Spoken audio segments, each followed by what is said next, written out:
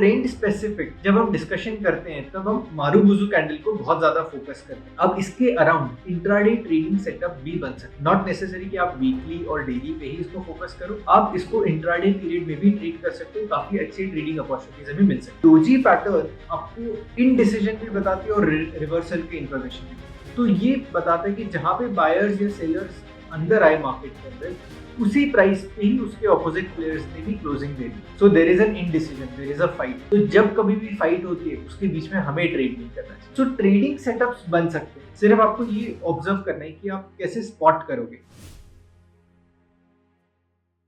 Welcome to this video. मेरा नाम है कौशिक और आज के वीडियो में हम डिस्कस करने वाले हैं सिंगल कैंडल पैटर्न्स। अब कैंडलस्टिक चार्ट्स में कई सारे पैटर्न्स होते हैं, single candle, double candle, triple candle, multi candle patterns. आज के वीडियो में हम डिस्कस करने वाले हैं सिंगल कैंडल पैटर्न्स। अब सिंगल कैंडल पैटर्न का मतलब बहुत सिंपल हो गया कि सिंगल कैंडल पैटर्न मतलब एक ही कैंडल का फॉर्मेशन। अब एक कैंडल को आप इमेजिन करो और इसको देखो कि अगर आपको इसमें ट्रेंड आइडेंटिफाई करना है कि ट्रेंड के लिए किस तरह की कैंडल बनेगी, अगर नॉन ट्रेंडिंग होगा तो किस तरह की कैंडल बनेगी। अगर आप वैसे इमेजिन करो तो आपके सामने दो टाइप ऑफ फॉर्मेशंस बने। एक है स्ट्रॉन्ग ट्रेंडिंग कैंडल, इसका मतलब है इसको हम बोलते हैं मारुबुजु कैंडल। अगर बुलिश ट्रेंड में अगर मारुबुजु कैंडल बनती है, अगर बड़ा कैंडल बन रही है, लॉजिक बहुत सिंपल है। Open is very close to low and the close is very equivalent to high.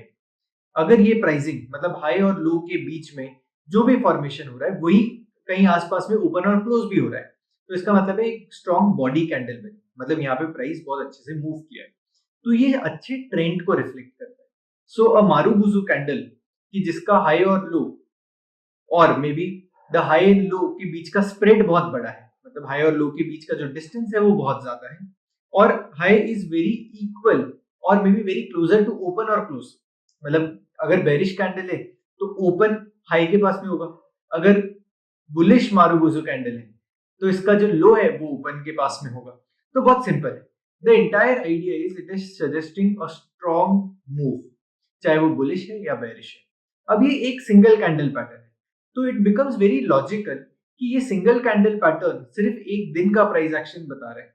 तो अगर इसे हमें ट्रेड करना है तो ये सिर्फ एक कैंडल सफिशिएंट नहीं होगी, क्योंकि हमारे पास पूरा कॉन्टेक्स्ट मिसिंग है। अगर चार्ट पे कॉन्टेक्स्ट चाहिए हो तो हमें ट्रेंड का एनालिसिस करना पड़ेगा। सो ट्रेंड का एनालिसिस करने के लिए मल्टीपल तरीके हैं कि आप प्राइस पैटर्न को देखते जाओ, high swing highs and swing lows को कनेक्ट करते हुए आप ट्रेंड को आइडेंटिफाई करो। और बुलिश ट्रेंड अगर चल रहा है, बुलिश ट्रेंड के अंदर अगर बुलिश मारुबुजु कैंडल बनती है तो बहुत स्ट्रॉन्ग सिग्निफिकेंस है इसका, इसमें बहुत अच्छा मोमेंटम मिल सकता है, उसका फॉलो थ्रू आप ट्रेड कर सकते हो। मतलब अगले कैंडल जैसे ही स्ट्रॉन्ग मारुबुजु कैंडल बनती है उसके बाद जैसे ही उसका हाई ब्रीच हो जाता है उसके बाद आप बाय कर सकते हो, you can participate in the trade. But understanding of the trend is very important. तो आज की वीडियो के लिए हम एक सिंपल रूल बना देते हैं कि अगर price 21 period exponential moving average के ऊपर ट्रेड करेगा तो बुलिश है। So price trading above 21 exponential moving average is bullish. Price trading below 21 exponential moving average is bearish. तो एक bullish bearish का हमने डेफिनेशन कर लिया। और अब मारुबुजु कैंडल आपको स्ट्रॉन्ग ट्रेंड बताती है। Strong trend for a day comes with a strong trend of the entire instrument, एक बहुत अच्छा ट्रेडिंग सिस्टम बन सकता है। सिमिलरली बेरिश ट्रेंड में बेरिश मारुबुजु कैंडल बनती है तो अपने आप में बहुत इंपॉर्टेंट इंफॉर्मेशन मिल जाती है। तो ट्रेंड स्पेसिफिक जब हम डिस्कशन करते हैं तब हम मारुबुजु कैंडल को बहुत ज्यादा फोकस करते हैं, इसके फॉलो थ्रू पैटर्न्स को ट्रीट करते हैं। फॉलो थ्रू का मतलब सिंपल होता है कि एक स्ट्रॉन्ग मारुबुजु कैंडल बन गई, चाहे वो बुलिश बनी या बेरिश बनी, अगर वो ट्रेंड के डायरेक्शन में बनी, अगर bullish marubozu in a bullish trend, जैसे ही अगले दिन में या अगले टाइम फ्रेम में, अगर आप 15 मिनट का चार्ट ट्रेड करें तो अगले 15 मिनट की कैंडल अगर ये मारुबुजु कैंडल के ऊपर चली जाती है, then you can participate in the trade. Stop loss कहां पे होगा? वो जो स्ट्रॉन्ग मारुबुजु कैंडल बनी इसके लो के नीचे होगा, क्योंकि बुलिश मारुबुजु है। इसका एग्जैक्टली ऑपोजिट बन जाता है बेरिश मारुबुजु कैंडल में, कि जो बेरिश मारुबुजु कैंडल है वो मूविंग एवरेज के नीचे बनती है, तो the trend is bearish with a strong trending candle.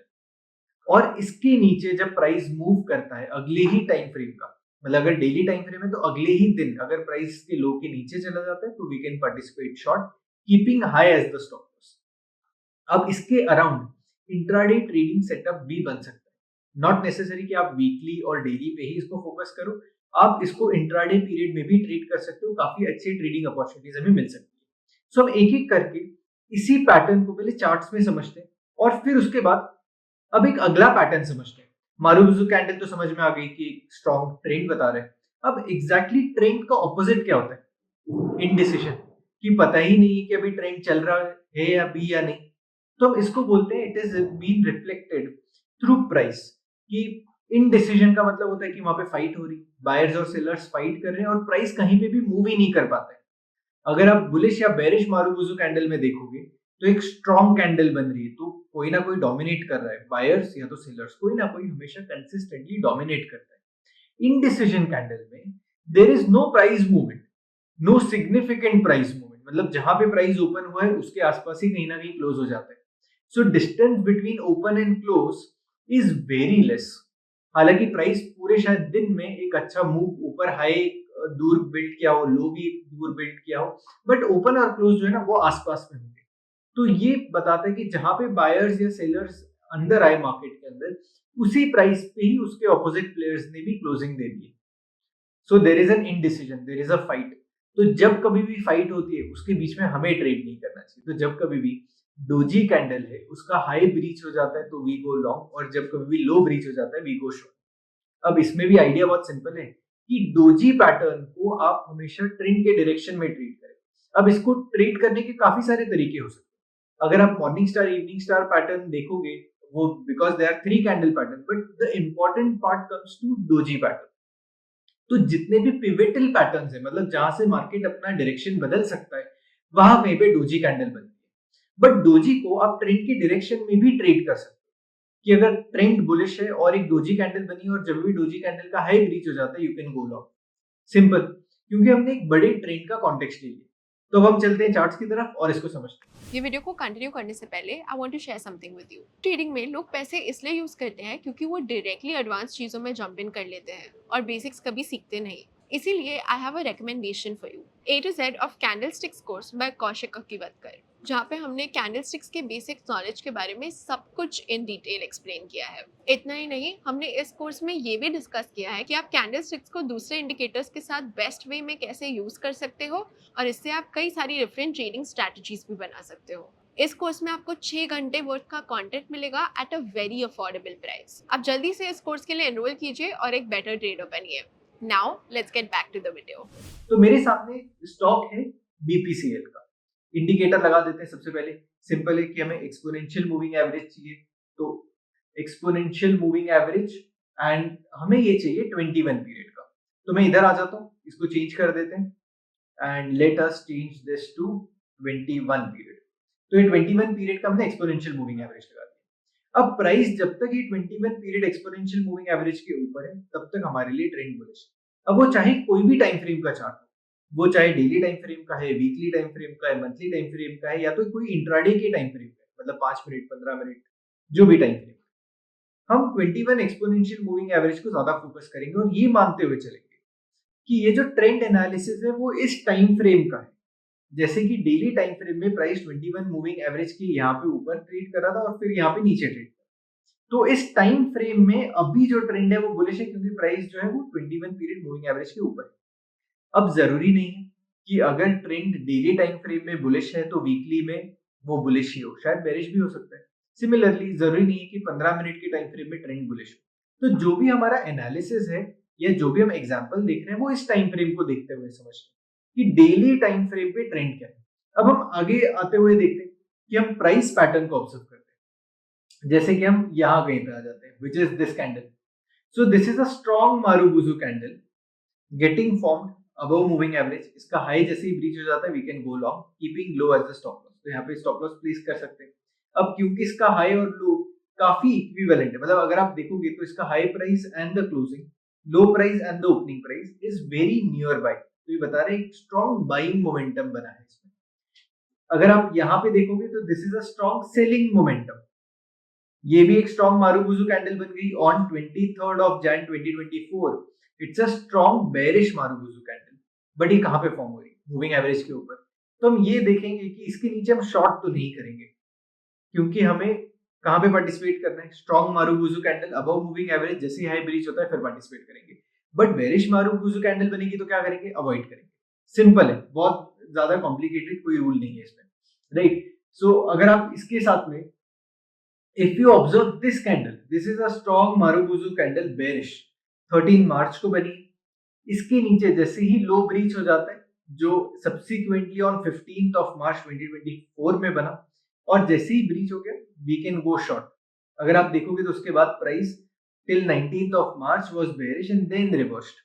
अब इसके अराउंड काफी ट्रेडिंग स्ट्रेटजीज बन सकती हैं। अब इसको आपको देखना चाहिए कि आप कहाँ पे पार्टिसिपेट करेंगे। So I am just giving you a thought process, ये पैटर्न को आप कैसे देख सकते हो और कैसे ट्रेड कर सकते हो। अब इसके बाद अगले एग्जांपल की तरफ चलते हैं। अब ये निफ्टी का डेली टाइम फ्रेम का चार्ट, और इसमें भी कई सारे मारुबुजू कैंडल्स बन गए। So this is a strong marubozu candle bullish, this is also bullish marubozu candle, again this is a bullish marubozu candle getting form, again a bullish marubozu candle getting form. तो ये अपने आप में काफी strength बता रहा है कि दिस इज अ स्ट्रेंथ। अब क्योंकि इंडेक्स है, so let us shift to 15 minute और इंट्राडे में देखते हैं कि क्या क्या चीजें बन रही है। सो मैं इसको 15 मिनट पे शिफ्ट कर देता हूँ एंड ये चार्ट को अब ऑब्जर्व करते हैं। अब आप देखिए कि this is a strong marubozu candle getting form here, but इसमें ऊपर और नीचे थोड़ी सी विक है, तो इसको एग्जैक्टली मारुबुजू की तरह हम डिफाइन नहीं कर पाएंगे। But strong marubozu candle can be this candle which has no wick. So marubozu candle का रूल ये होता है कि इसमें विक कम से कम होनी चाहिए, क्योंकि ऐसा पॉसिबल नहीं है कि जहां पे प्राइस ओपन हुआ वही लो भी हो। ऐसा बहुत बहुत जनरली नहीं होता है, कुछ कुछ केसेस में पॉसिबल। तो मारुबुजू का रूल ये है कि बहुत छोटी सी विक होनी चाहिए, so not a bigger Wick. ठीक है, अगर वो कंपैरेटिवली अगर हम देखेंगे तो ये छोटा सा विक यहाँ पे वो चलेगा, but not a bigger wick as possible. अब इंट्राडे पीरियड में if you observe, let's say this is a marubozu candle getting form here, कि यहाँ पे एक मारुबुजू कैंडल बन गई है, थोड़ी सी हायर साइड पे विक है। जैसे इसका हाई ब्रीच हो जाता है वी कैन पार्टिसिपेट लॉन्ग, और मूविंग एवरेज आपके लिए एक ट्रेलिंग स्टॉप की तरह काम कर सकता है। ठीक है, इसमें मैं थोड़े इनसाइट्स दे रहा हूँ कि आप इसको कैसे देख सकते हैं। अब इसके साथ में ऑब्जर्व करते हैं डोजी पैटर्न को भी, कि doji pattern they get form at a pivotal points. अब मैंने पिवटल पॉइंट बताया था कि जहां से मार्केट टर्न कर सकता है, जिसके मैं इसको थोड़ा सा और जूम आउट कर लेता हूँ और इसको समझते हैं कि यहाँ से मार्केट अपनी डायरेक्शन बदलने की थोड़ी सी कुछ तो चल रहा है यहाँ पे। So if you observe this is a doji candle getting form, और यहाँ से मार्केट फिर नीचे आ गई। This is a doji pattern getting form, बहुत छोटा सा इनडिसीजन, तो ये बता रहे हैं इसके बाद में प्राइस में बाउंस आ गया। अगर हम ऐसे ऑब्जर्व करेंगे, बिकॉज ये 15 मिनट का टाइम फ्रेम है, तो एक इंट्राडे टाइम फ्रेम है। ठीक है, तो ये बहुत ज्यादा स्ट्रॉन्ग इन्फॉर्मेशन अगर हमें देखनी है तो यहाँ पे अगर हम ऑब्जर्व करेंगे तो this is a small doji candle getting. अब इसको मैंने डिस्कस किया था कि जरूरी नहीं कि हमेशा यहाँ से प्राइस रिवर्स भी हो, ट्रेंड कंटिन्यू भी कर सकते। जैसे यहाँ पे एक डोजी पैटर्न बनी, जैसे ही डोजी का हाई ब्रीच हो गया यू यू पार्टिसिपेट, क्योंकि ट्रेंड बुलिश है। ट्रेंड बुलिश में एक डोजी पैटर्न का जैसे हाई ब्रीच हो जाता है आप पार्टिसिपेट कर सकते हो। यहाँ पे भी एक सिग्निफिकेंटली 3 डोजी पैटर्न्स बन गई है, जैसे इसका हाई ब्रीच हो जाता है आप पार्टिसिपेट कर सकते हो। जैसे ये फर्स्ट कैंडल है, फर्स्ट कैंडल का हाई ही ब्रीच हो गया अगले कैंडल पे, आप लो के साथ ये ट्रेड में पार्टिसिपेट कर सकते हो और आप बुलिश ट्रेड कर सकते हो। अभी क्योंकि 15 मिनट का टाइम फ्रेम, बहुत इंट्राडे टाइम फ्रेम, तो आप इसमें बड़े टारगेट्स नहीं देख सकते, आपको छोटा ही, मतलब क्योंकि इंट्राडे ट्रेड है तो आपको छोटे ट्रेड्स लेने पड़ेंगे। Right, so let us move to the next stock, और मैं इसको शिफ्ट कर देता हूँ वापस से डेली टाइम फ्रेम पे, और अब हम चलते हैं टाटा स्टील की तरफ। अब यहाँ पे ऑब्जर्व करते हैं there are multiple candles getting formed. अगर हम यहाँ पे देखेंगे, so this is a strong marubozu candle, यहाँ पे मारुबुजू कैंडल बन गई है, इसका हाई ब्रीच हो गया, you can participate keeping low as the stop loss. Again ये भी एक मारुबुजू कैंडल है, this is also marubozu candle की हाई ब्रीच हो गया, आप पार्टिसिपेट कर सकते हो।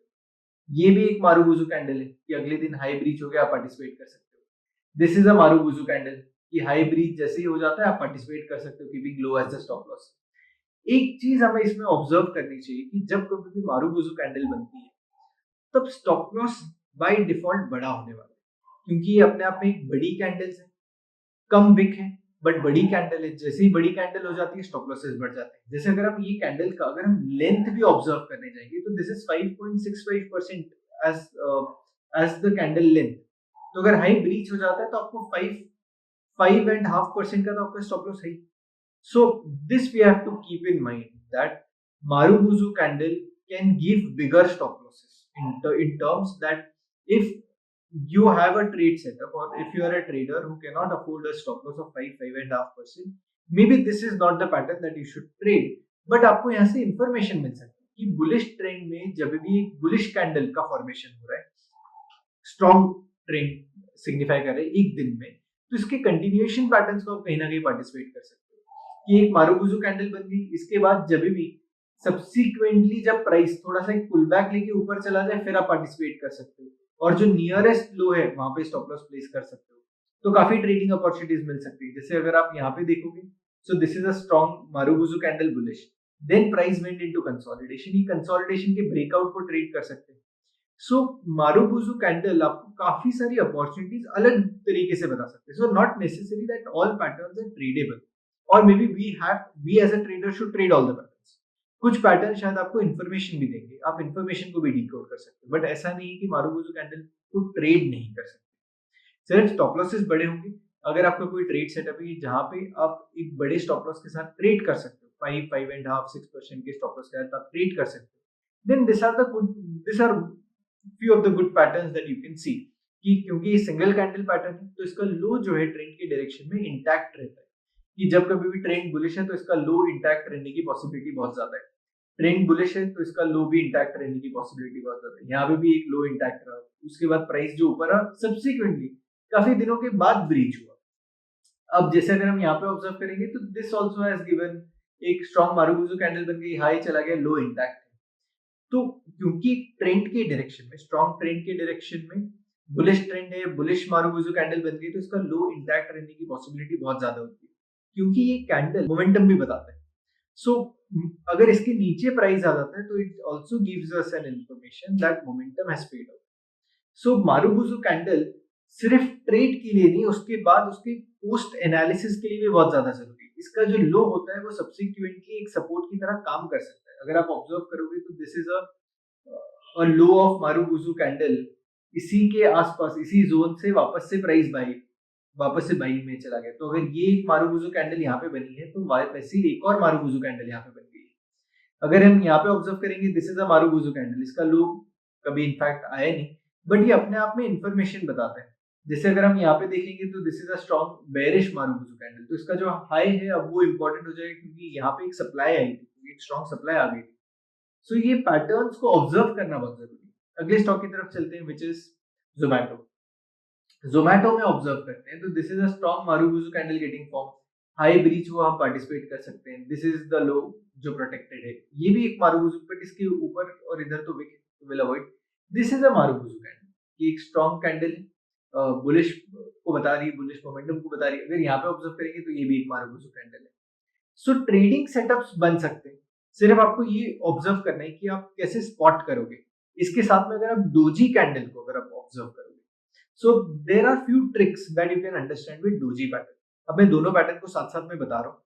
सो डोजी पैटर्न अगर मूविंग एवरेज के पास में बनती है तो बहुत ज्यादा टेंडेंसी होती है कि प्राइस वापस से ट्रेंड को कंटिन्यू करेगा, और अगर डोजी पैटर्न मूविंग एवरेज से दूर बनती है तो बहुत ज्यादा चांसेस है कि अब प्राइस मूविंग एवरेज की तरफ आ रहा है। एक सिंपल हैक है ये, ठीक है। अब वापस से देखते जाते हैं कि एक्चुअली वैसे काम हो रहा है या नहीं।